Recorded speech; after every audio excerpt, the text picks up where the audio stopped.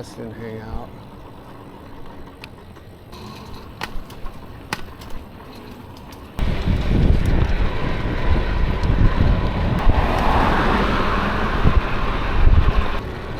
Ooh, a bike lane. But they're riding this train car.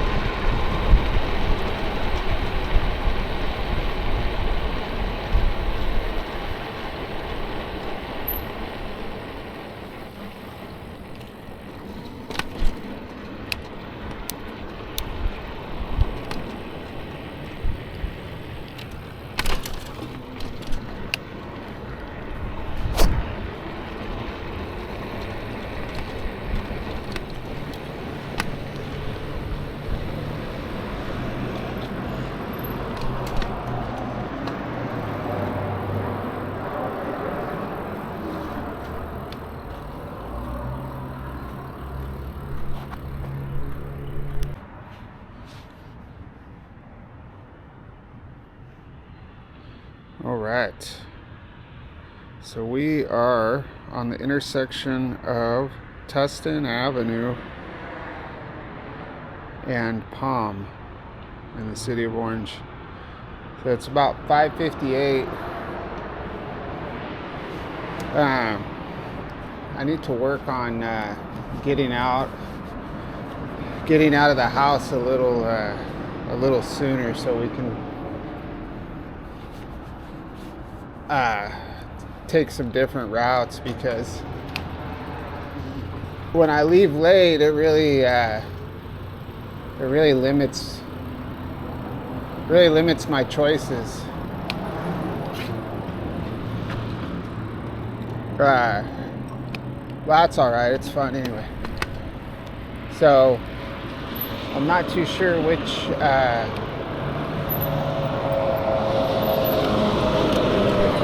way I'm gonna go yet. So the last few videos, it's been well, we had one on Grand. Yesterday's was the Santiago Creek Trail, or no, we had another one on Standard. So I'm just talking about the north to south section of the ride, which is the most miles. So we had Grand, and then we had Standard, and then I just published one that was, what was it? I can't even remember.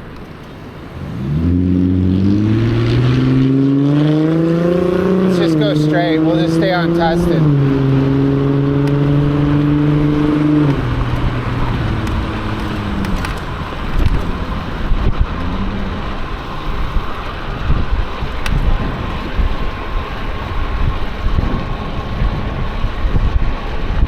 Get up to speed and pedal assist 5 and go down to 3, because this battery, as you know, is compromised, especially in the cold weather.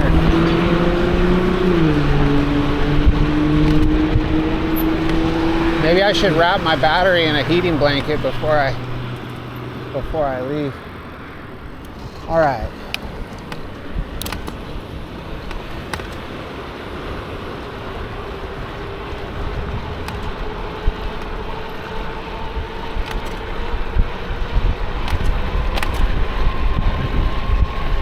way to go today? I have no clue. So I still haven't wrapped my battery in tape to keep it from bouncing around.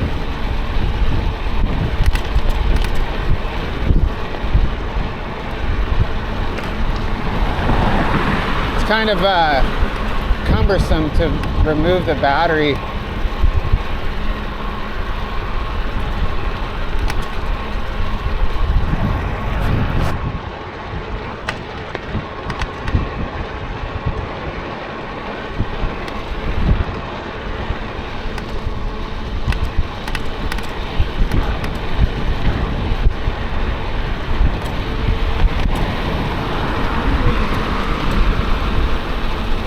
Maybe we'll go up to First Street. Oh, what's this car doing? At least they're using their blinker.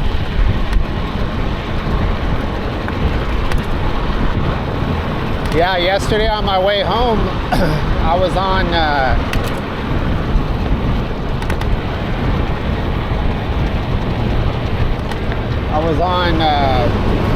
Main, but just like right by the airport, and I was riding behind a black, four-wheel drive truck. So the back of the truck was it was right here, on the corner, and I was tempted to go. We were coming up to Red Hill, and I was tempted to maneuver around it and pass it on the right because they didn't have their blinker on and they weren't pulled over to the side like they were gonna turn, but I was like, nah, I'm gonna stay behind this truck. And sure enough, the truck turned right in front of me. Boom. If I went off to the right of the truck, I would have gotten ran over for sure.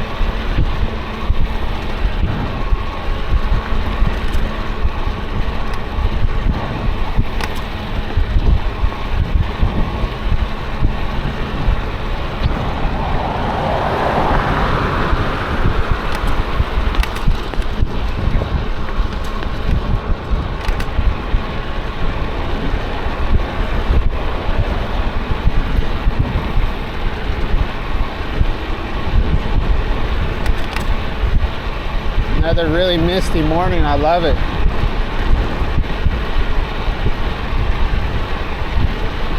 I need to stay very, very alert. This is.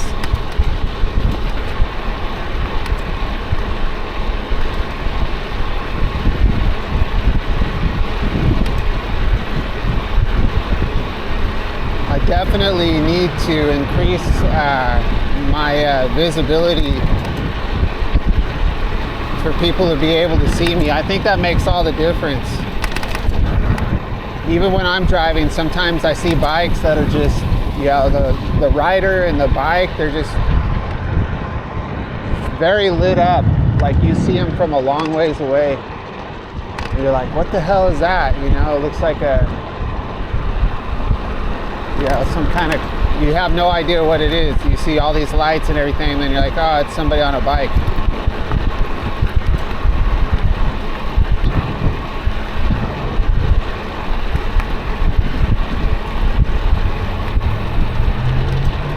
Right now, it's not that way.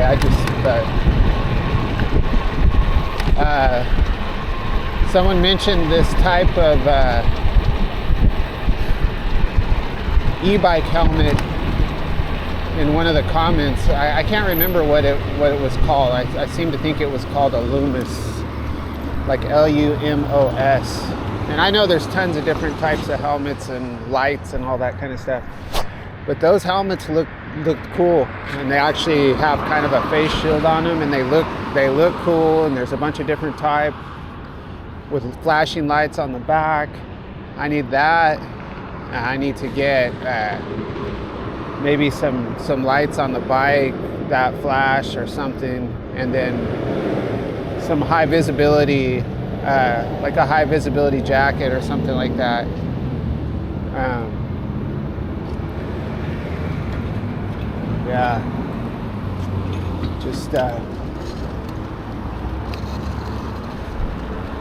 right now,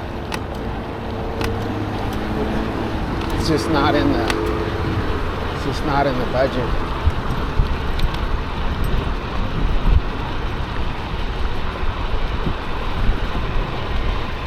So we just need to be very cautious.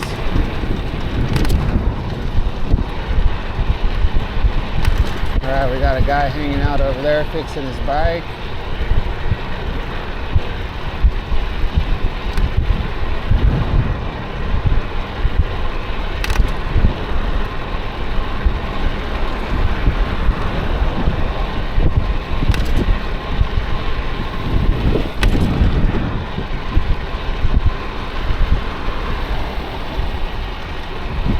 So yeah, we'll cruise up First Street.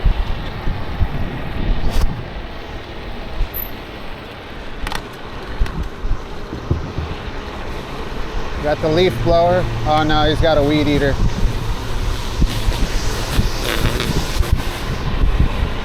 I was early enough so I didn't get the leaf blower activity.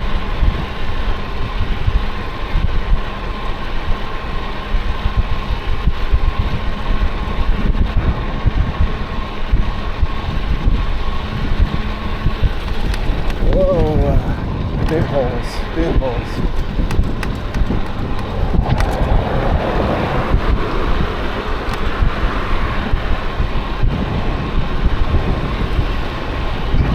I also have to be really careful when checking the traffic behind me because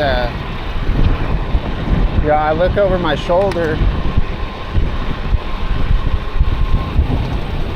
and a lot of times, I'm looking for headlights, but usually on every ride in the morning lately, I see somebody without their lights on.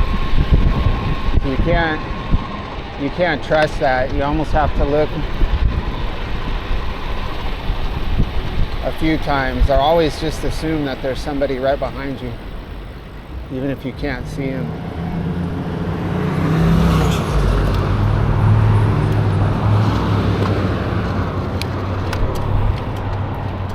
Same with crossing intersections, just like that.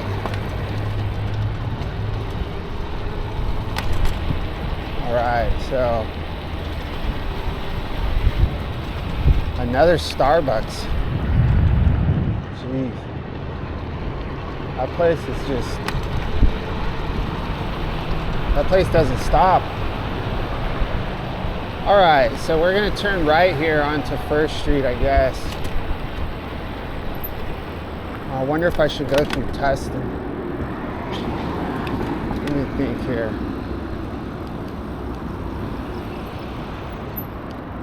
Yeah, let's go through Tustin. Yeah.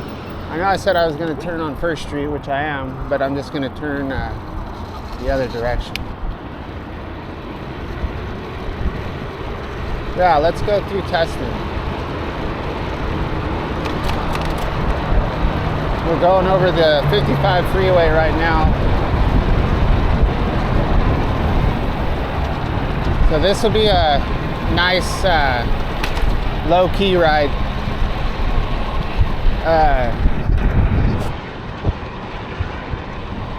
First Street's kind of cool, but it's that section there is just a lot of homeless activity, and there's all those motels right there, so it's kind of turned up, but I don't want to make that the focal point of the channel. We'll do it every once in a while. I just want good solid routes where we keep momentum and see new things.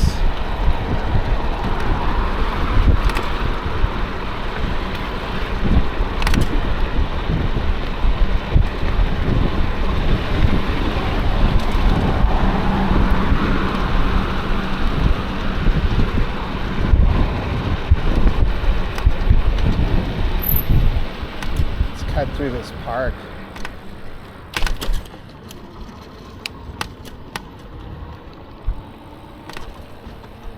So this is where the homeless people in Tustin hang out.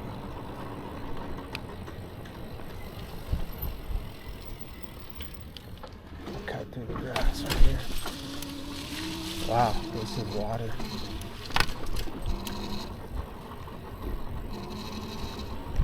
This little playground area is pretty cool.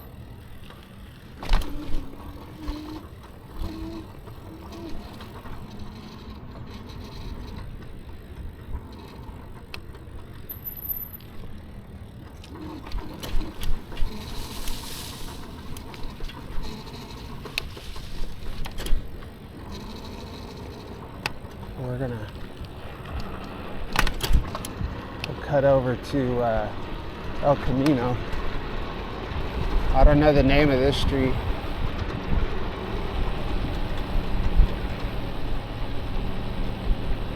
So this street was called 2nd Street. That makes sense. And we are on El Camino right here. So we're in Old Town Tustin.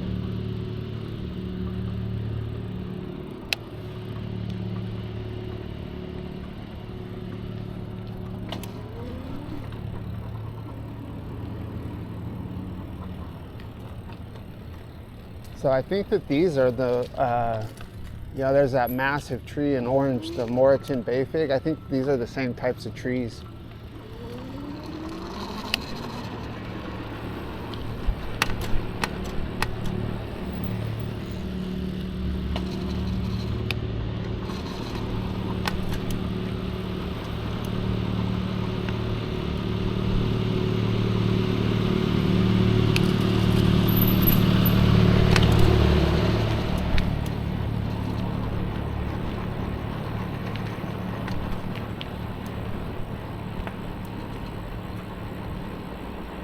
There's no stealth mode on this bike.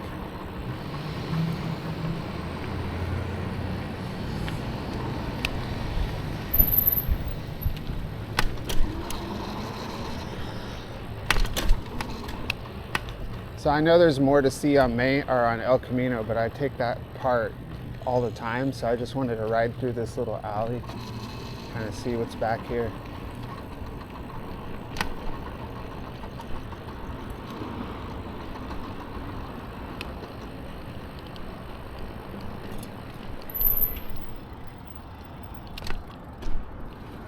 Wow.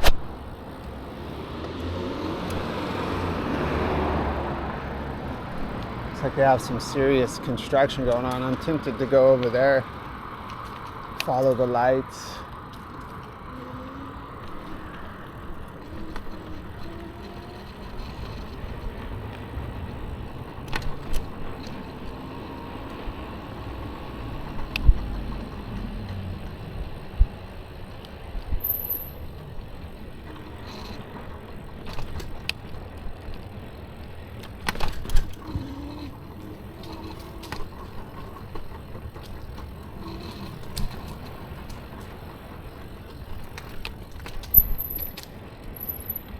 Oh yeah, look at that tractor.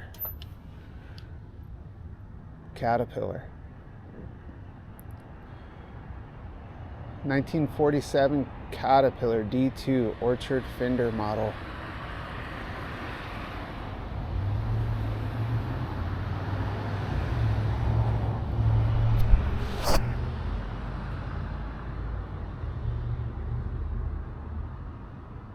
It's still in running condition.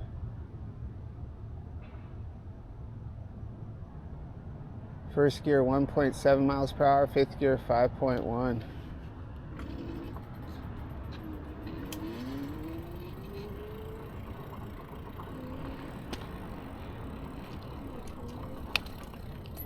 They got their parking lot blocked off. I like how these stores have these massive windows.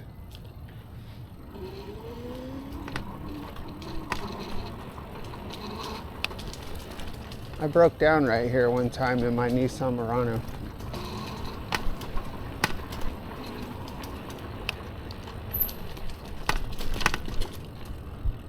Oh, that scared me. Look at this. The statue scared me. What's in here? Just a huge open field.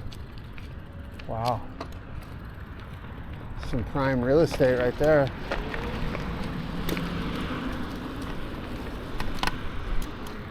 All right. Oh, we gotta go. We gotta go fast.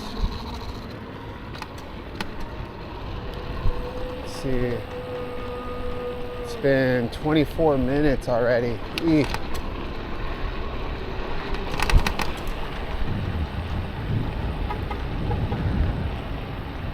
Oh yeah, there's that. So it's 6:16. Man, yeah, we gotta go fast. This is that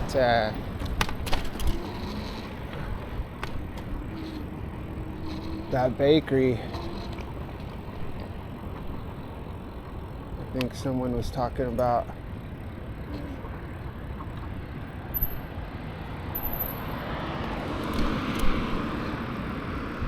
Yeah, we're gonna have to stop by here one day. Not today though. All right, so 6:16 and we have gone only 6 miles.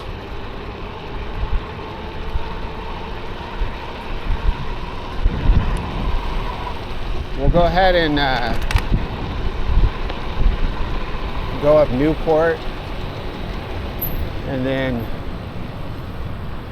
cut over on Sycamore.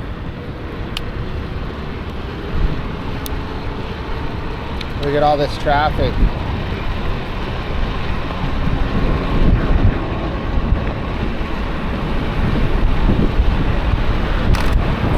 No bike lanes. No bike lanes coming out of Tustin. Don't turn, don't turn, don't turn.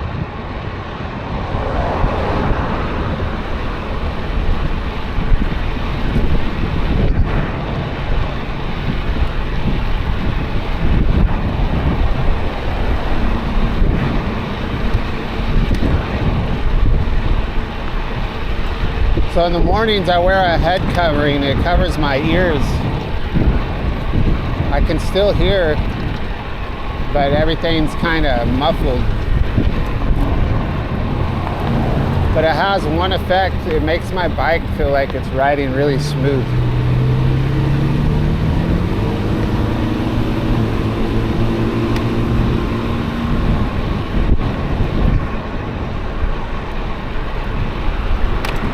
This road's not too bad.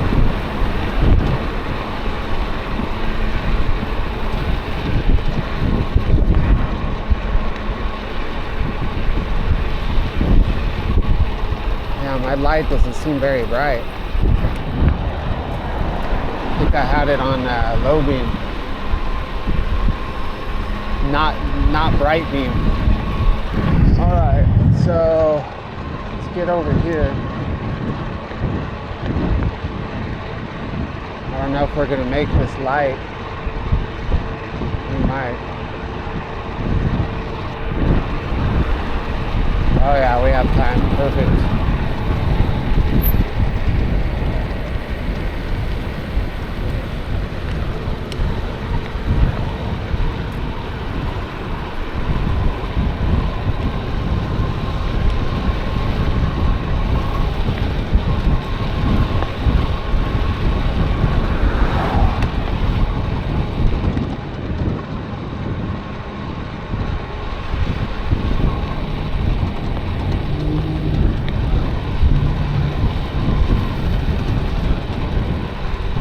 We're on Sycamore.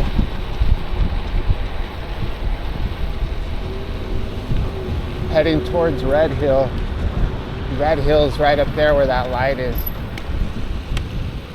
But we're gonna turn right on School. That's the name of this street, because there's a big school. And we'll cut around the back here.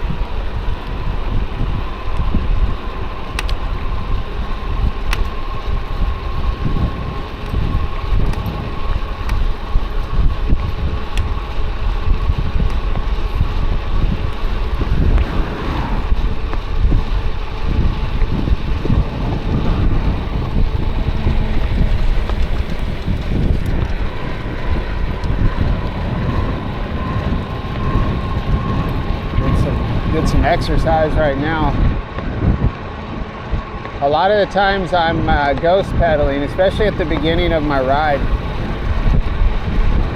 But towards, after 5 or 6 miles in pedal assist 3, I'm using a lot of leg bio power, bioelectric mobility. All right, so we're at Red Hill. Let's get on the sidewalk.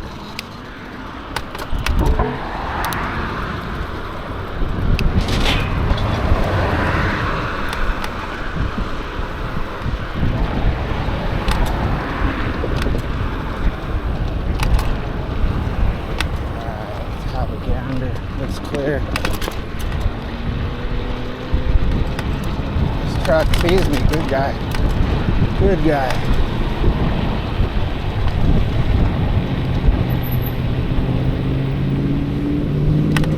So when I'm riding and there's cross traffic, I'm looking for faces. Like, a lot of times people have tinted windows, even though on the sides they're not supposed to be tinted, or there's like a certain level of tint you're allowed to have. But if there's traffic coming this way, I'm always looking at the driver, and I'm obviously in the morning I can't make eye contact, but I look for their faces. And then in the daylight, I'm definitely making eye contact. If I can't see the driver's face, if I can't make eye contact with them, then I slow down and make a plan of escape. And that seems obvious, but it's critical, Or if you just assume that every car is going to pull out in front of you, but yeah, that's definitely one of the safety measures I take.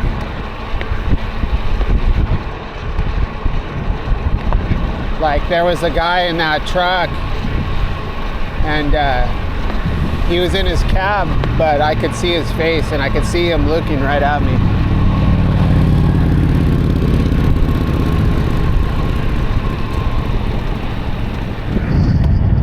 All right, so we're to Valencia.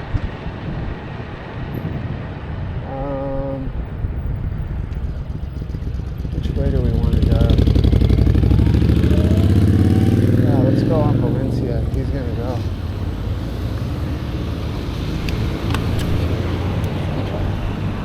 Yeah, we'll do Valencia. Do Valencia to Armstrong.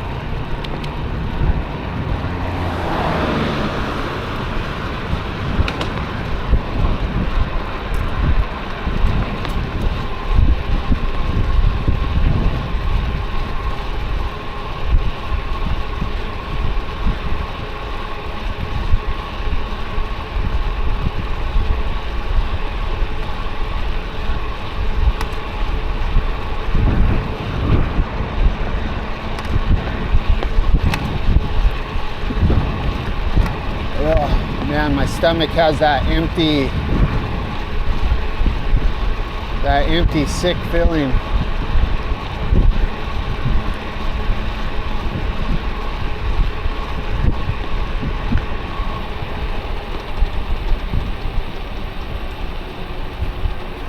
So I used to drink a Monster in the morning before this ride, and I've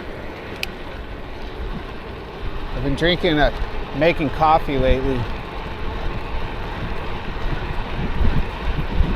I'm not a big coffee drinker. I go through phases.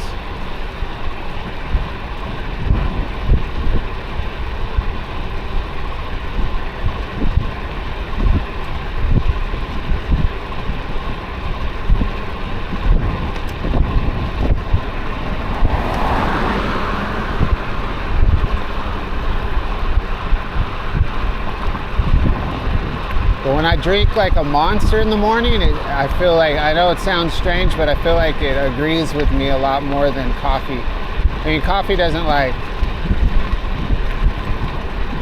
do anything gnarly to me. It just kind of gives me a nauseous feeling.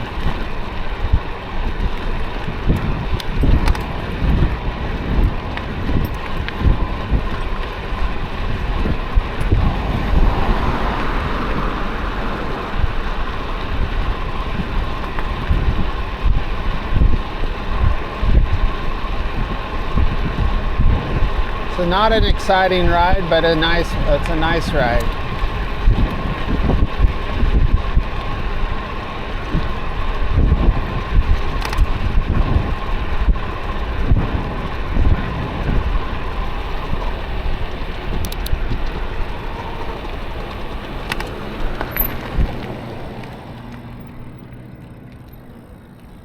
This car might be getting an arrow. I gotta be careful over here. Yeah. Thought they were turning.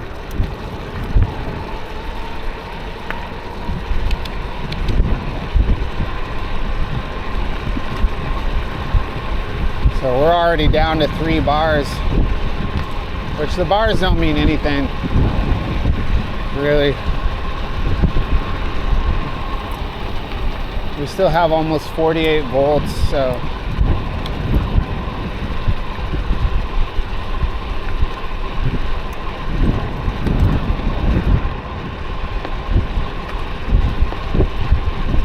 it's kind of crazy. I'm basically ghost pedaling in pedal assist 3. I should be able to put some force behind the pedals. I'm only going 22 miles an hour.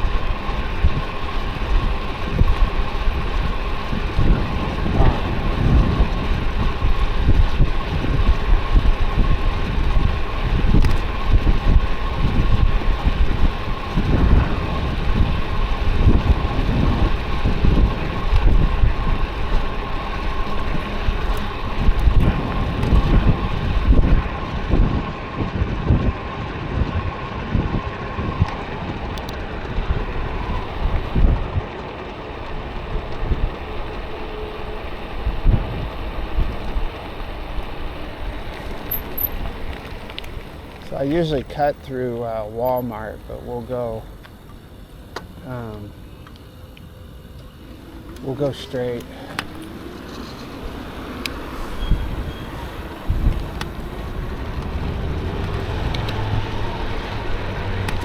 Yeah, I usually cut through right there.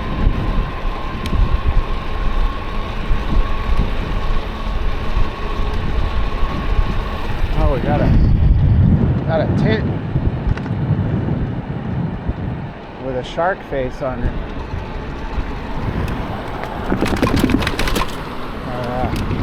Bumpy.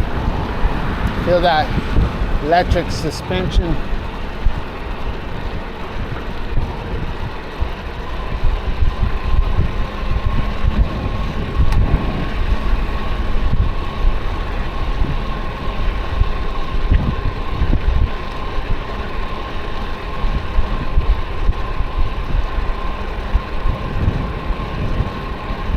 Irvine, Canaan.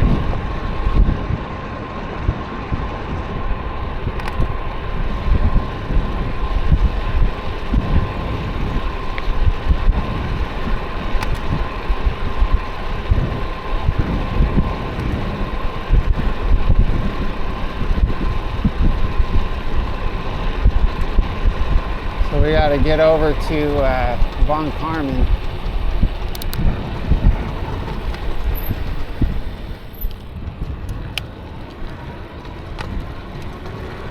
Ooh, a bike lane.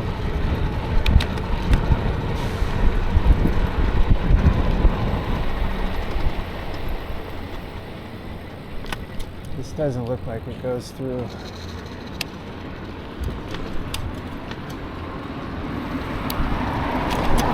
So I cut through these railroad tracks one time when I first got my bike.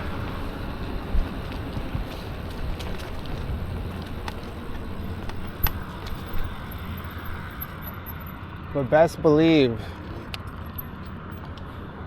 right here and right here, so this train track starts over there by Walmart. This isn't that bad right here. You know, they haven't, you know, a lot of, when the railroad tracks are more in use, they put a lot of, they're consistently putting more rock and more gravel, and these tracks, they don't do that. So it's not that bad. On this bike, it's bad to ride because there's no suspension. But, I mean, there's a front fork, but it's not really too helpful. But, yeah, I'm gonna be hitting all the railroad lines, all the tracks, and even in Santa Ana, where all the homeless encampments are. I just need a bike with suspension and you know, tires that are a little more robust. I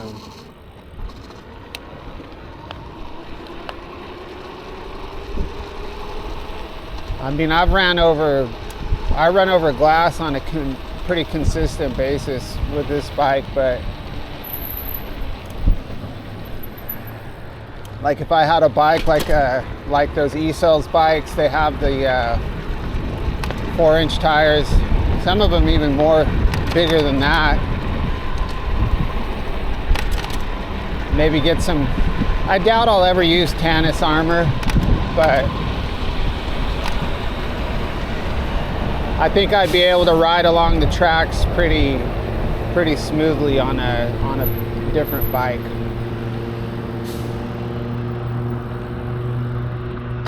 Which reminds me, last night,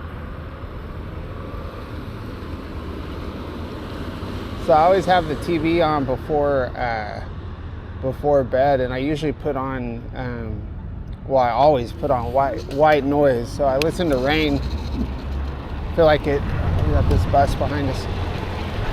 Yeah, I always listen to white noise, and usually it's Rain. And but sometimes I come across something that's distracting on YouTube. So that's what I listen to Rain on YouTube. And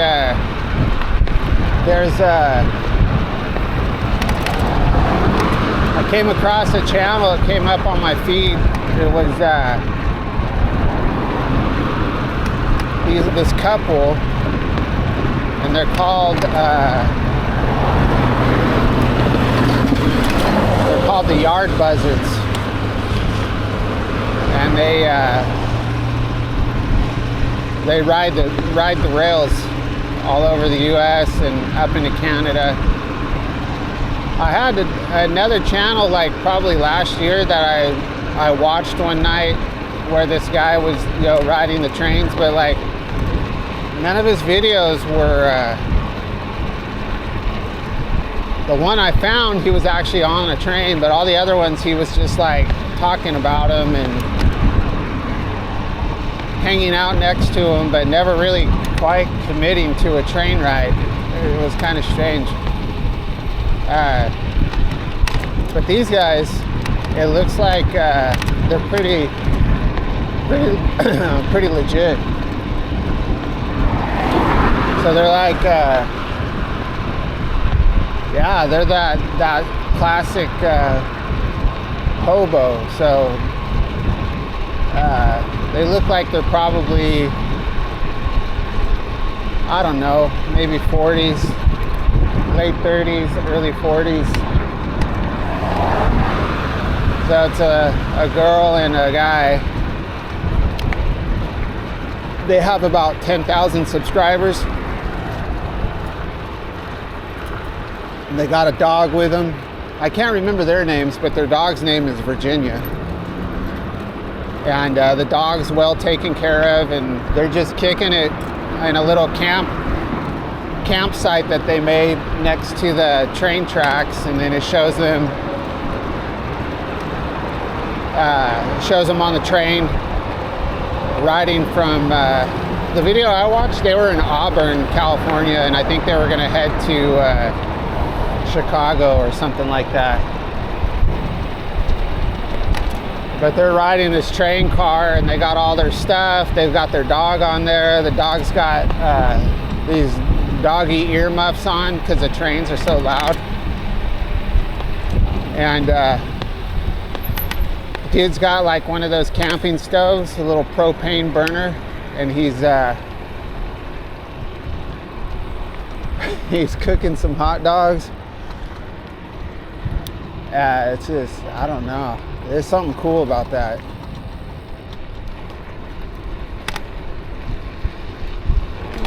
I don't know. I've always thought that type of lifestyle is fascinating, and it's cool to be able to see, you get a glimpse into, over the years, on the highways, you see these old trains, and you wonder, wow, I wonder if there's any hobos on those trains, or you see these old campsites on the side of the roads. Yeah, they're out there. There is a community that still do this, and a lot of times they come from a family, families of people who rode trains. It's pretty interesting. I want to dig up some literature on it, or just keep watching these YouTube channels, kind of get an idea of that culture. Very cool. The yard buzzards.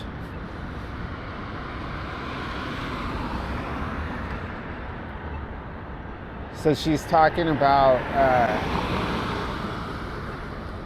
the girl's talking. She had these keychains made that say yard buzzards on them, and they're these little old school plastic keychains, and they're selling them, So I think they sell a little bit of merch, but not a lot, like kind of like as ordered basis.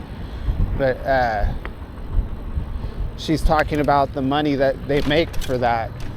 And she says, yeah, we use the money for beer, usually for beer and cigarettes, and dog treats, for their dog. But she said it a couple of times, beer and cigarettes, that's what they're using the money for.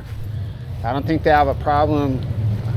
I think when you're homeless, finding food, depending on where you live, I don't think it's an issue. I think you can find food. I think it's like the other expenses that are difficult. All right, well, thank you for watching my video, and we'll catch you on the next one. Let's see what time it is. Ooh, 6:38. Target time was 6:40, so we're good. Yep, we'll catch you on the next one.